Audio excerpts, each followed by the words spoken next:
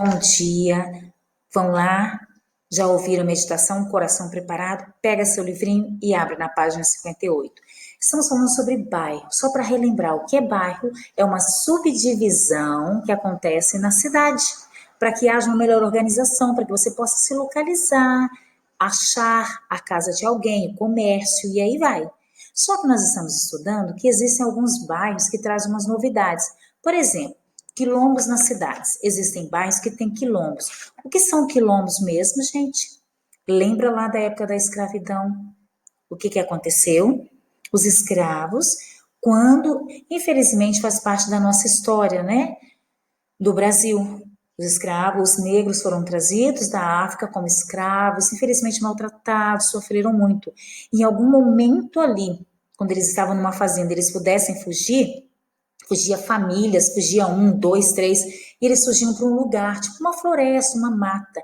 E ali eles formavam uma comunidade. Este lugar tinha nome de quilombo.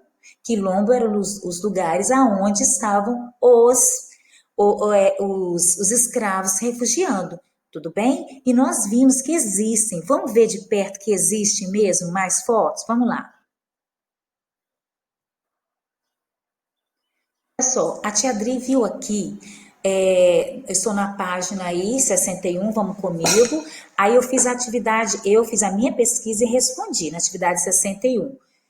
Assim como em Porto Alegre nós vimos, no seu livrinho tem fotos de uma rua que ali era um quilombo, né? Sabemos que em 1888, graças a Deus, a princesa assinou a Lei Áurea que acabou com a escravidão.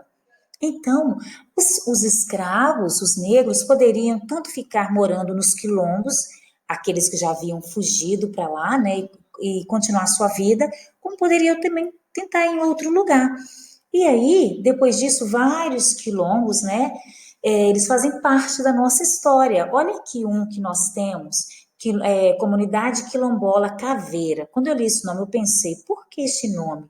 Segundo a história, na época lá da escravidão, existia em uma fazenda lá onde os escravos moravam, um lugar onde eles jogavam, infelizmente, jogavam ali índios mortos, escravos, carcaças de animais. Então, esse lugar era chamado de Caveira. Aí deu-se esse nome, Comunidade Quilombola Caveira. Mas, graças a Deus, 1888 acabou, liberdade, uma nova oportunidade de vida para, né, infelizmente, para todas essas pessoas, os negros que eram tratados dessa maneira, ok? E aí eu perguntei, local em que habita, onde que é essa comunidade quilombola? Fica no bairro Botafogo, em São Pedro da Aldeia.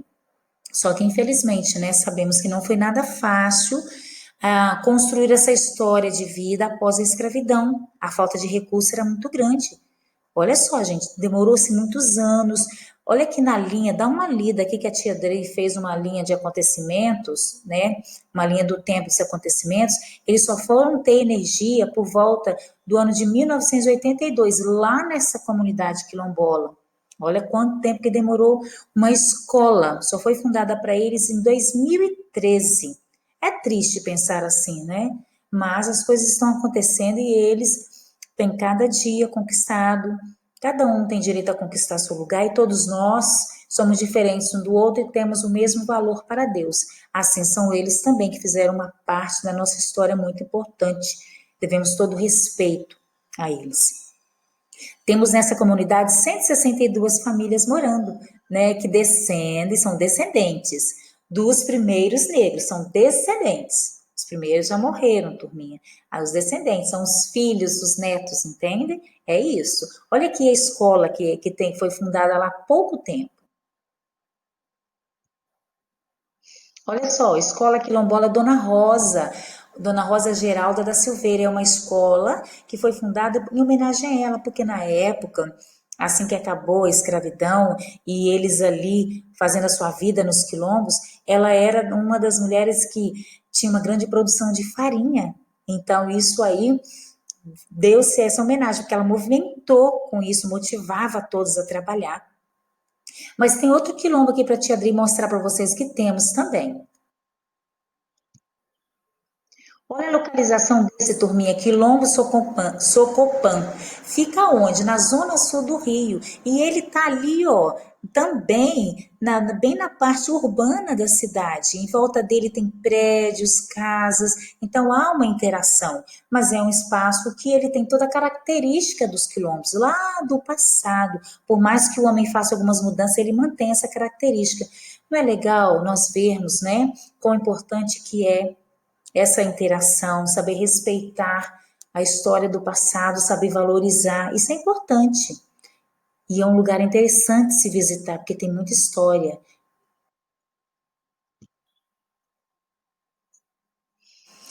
Agora, turminha, a tia Adri quer conversar com vocês sobre quem foram os primeiros habitantes do Brasil. E aí, quem foram os primeiros habitantes? Os índios. Sabemos que foi muito difícil, porque os portugueses chegaram, foram tomando espaço, infelizmente fizeram deles como escravos. Muitos, como não se aceitavam, né, como escravos, teriam que fugir. Infelizmente, né? E nós vamos ver o que aconteceu, uma parte dessa história. Vamos lá. Turminha, lê comigo aí, bairros indígenas. Olha só, nós já descobrimos que existem bairros que têm os quilombos, que preservam, né, da lá do passado toda essa história, e tem os bairros indígenas. Por quê? Quando os índios, né, tiveram toda a sua terra ocupada, eles começaram a ter que sair também, fugir, a formar, né, a sua comunidade em outros lugares. Vamos ver o que aconteceu. Marca texto na mão, primeiro parágrafo, página 62. Os indígenas foram os primeiros habitantes do Brasil. No entanto, depois que os povos de outros continentes chegaram ao país, os índios foram perdendo a posse das terras. O que é perder posse? Perder o direito. E a maioria das vezes foram expulsos das suas aldeias, eram escravizados, muitos índios morreram em lutas travadas com eles para a sobrevivência, muitos morreram. Passado 500 anos da chegada dos europeus, embora assim em menor quantidade, diferentes povos indígenas continuaram existindo pelo Brasil afora. E eles conquistaram leis para defender suas terras e manter sua cultura. Sabe qual é o nome? Vamos ver aqui. Olha só, FUNAI, marca aí à sua direita, FUNAI, Fundação Nacional do Índio. Esta fundação, ela tem como função, né, organizar leis que possam buscar defesa para a preservação dos povos indígenas. Mas nem sempre é possível, né, para que eles possam viver de maneira digna, adequada, porque suas terras foram tomadas.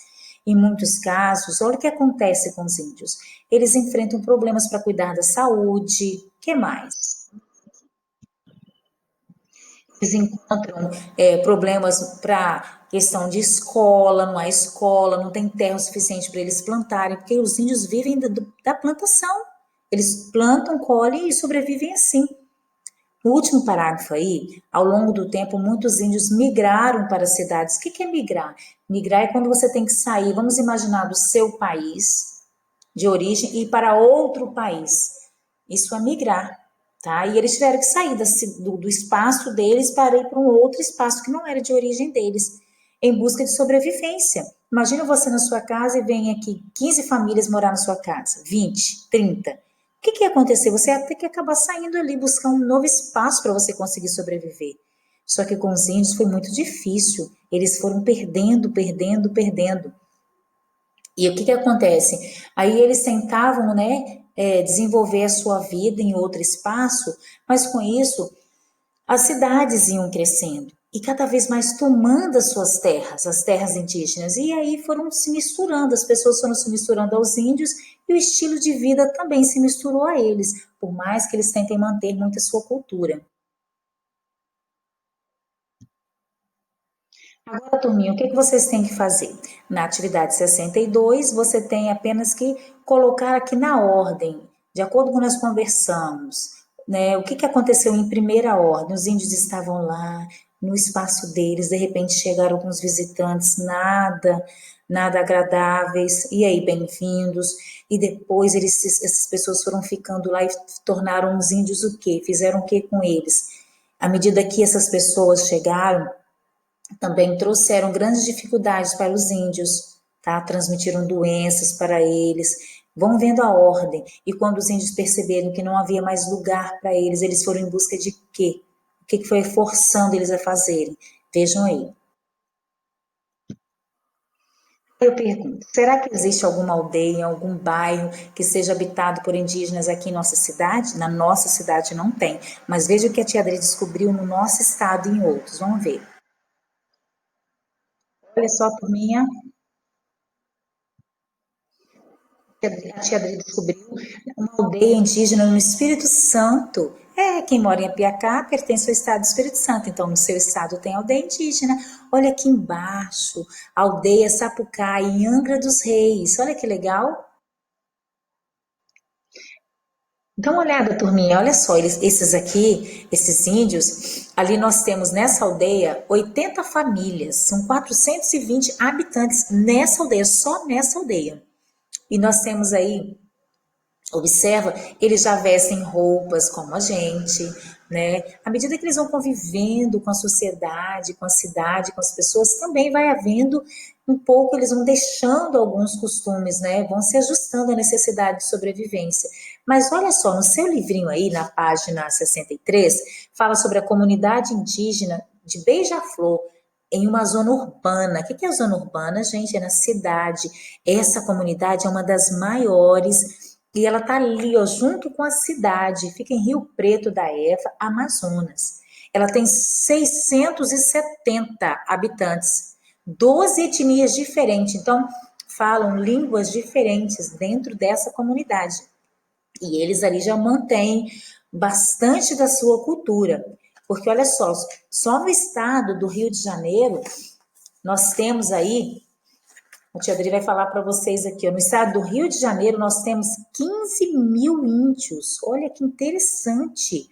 Oh, sabia que nós temos 70 tribos indígenas pelo Brasil que são totalmente isoladas. Essas não têm, as pessoas não têm acesso a elas, tá? Elas vivem nas matas mesmo, elas continuam com o seu hábito bem lá desde o início. Se vestem, sobrevivem ali, não tem contato humano. Muito pouco, ou praticamente não tem, são isoladas. Interessante isso, né? Agora eu quero saber, vocês acham que os índios, com essa convivência toda, né, com as pessoas, com a sociedade, passaram a estudar?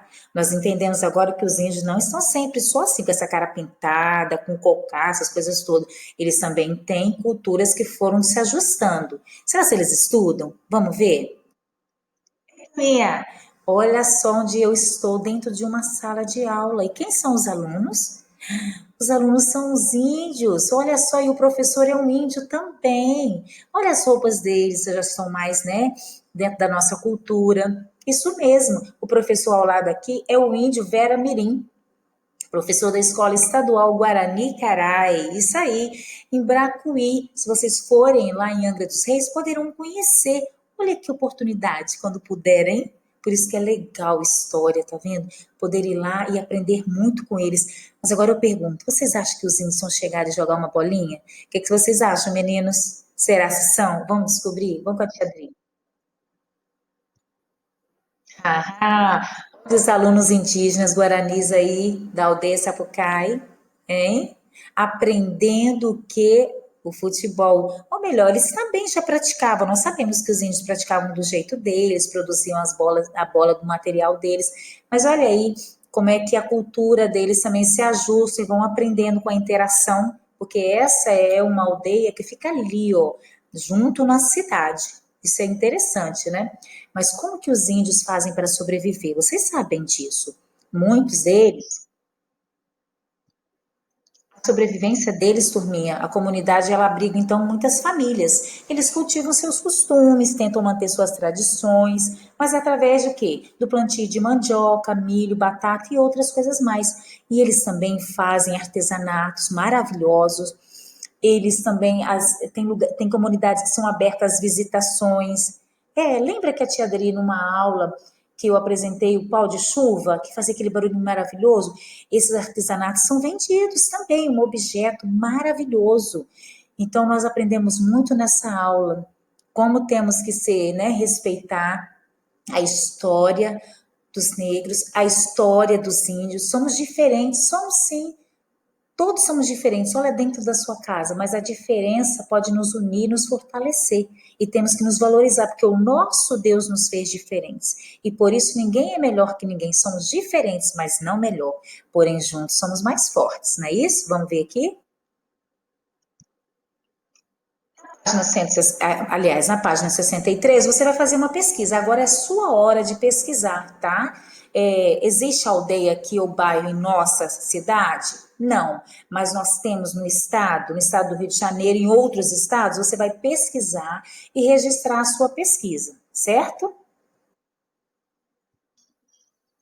Então, por mim é isso aí. Aprendemos muito hoje. Até a próxima aula. Beijos. Estou de olho em vocês.